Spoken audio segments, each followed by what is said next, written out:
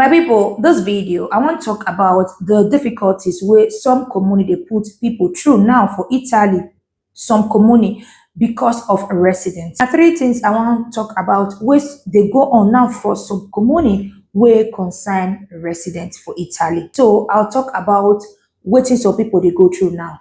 If they don't already do resident for people and before them do resident for people. So I beg before you decide, say you want to do resident for person, think twice so that you don't go put yourself for inside wahala. So normally, if you want to do resident for person, you will be say now your name dey the contract of house. Carry that contract of house, go comune. Tell them say I want to do resident for this person.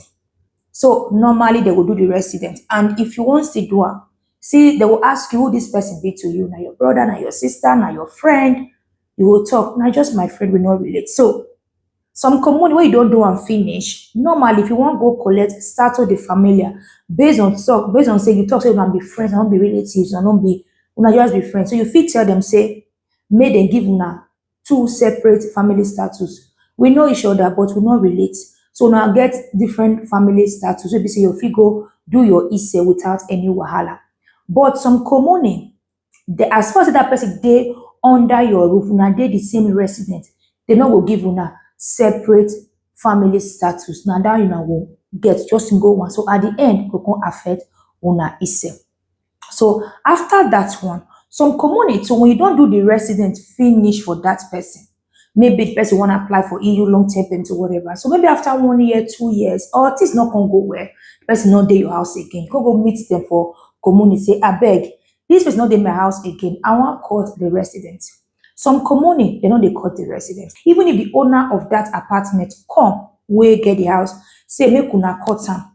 They no go fit cut am because that landlord not get the right to talk, say make una cut am because that landlord already give rent the apartment out for that family. So that person be say the name dey the house contract. If you go, they no go quick cut am for you.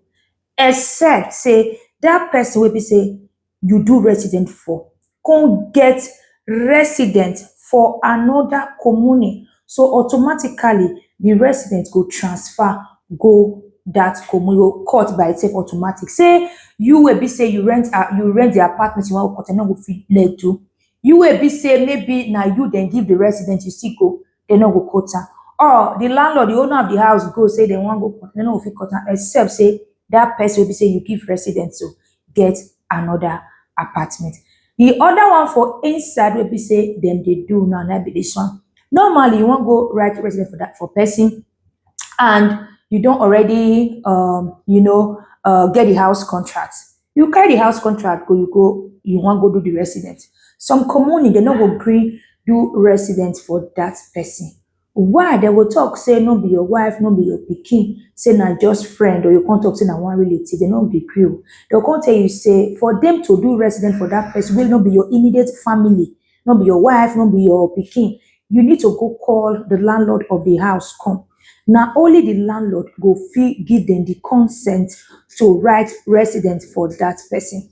So if the landlord of that your house, the owner of that your apartment, no gree come give them the consent for commune. My brother, my sister, they no go agree do resident for that person. But if, for instance, you newborn, now your pikin, they will do, your wife, they will do, your husband, they will do, and maybe your papa, wait to say now your papa, they will do. Say now just friend, you want go write resident for them.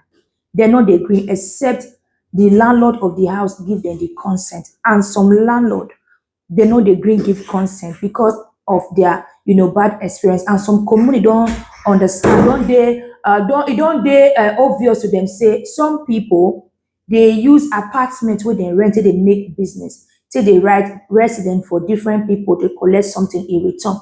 But not be everybody do one like that. Some people do be say they do want just to help, but the ones where be say they do want to collect money, don't they affect the innocent ones.